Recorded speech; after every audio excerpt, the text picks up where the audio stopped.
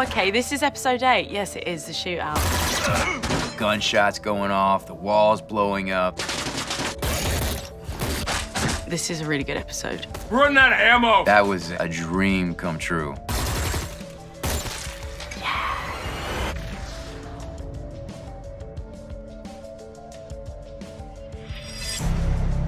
Naomi? It's interesting when you're shooting with green screen. You know, there's obvious challenges to it. You know, in this episode, there's a liberation with green screen because all you have to rely on is your imagination. We're going in for a closer look. So whatever you need to take from it, you can build in your mind. I didn't know what it was going to look like at the end of the day. Have you ever seen anything like this before? Nothing even close.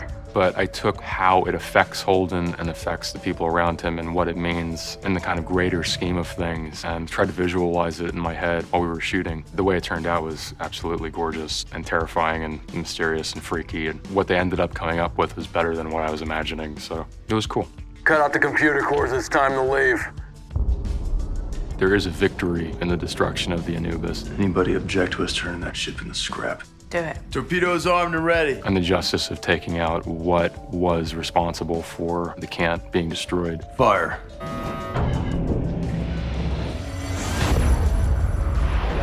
I think us destroying the Anubis, it was one of the moments that they start to become quite a team, Naomi and Holden at this point. And so I think that's a very cool element about this episode. There's no stopping now, and he's going after the powers that be. Remember the Cant. Alpha Mark. Bang, bang! When they told me I wasn't going to be shooting a gun in this shootout, I was a bit like, Bravo, Mark. but watching everything we put together and watching the boys do it was so much fun. We had a lot of time to kind of mess about before the takes because it wasn't dialogue heavy, so that was nice as a cast to just chill. Mark. That day was one of the most fun times I've ever had on any movie or any show or anything I've ever done. Action! It was as good as when you're 5 years old with your buddies in the backyard shooting each other.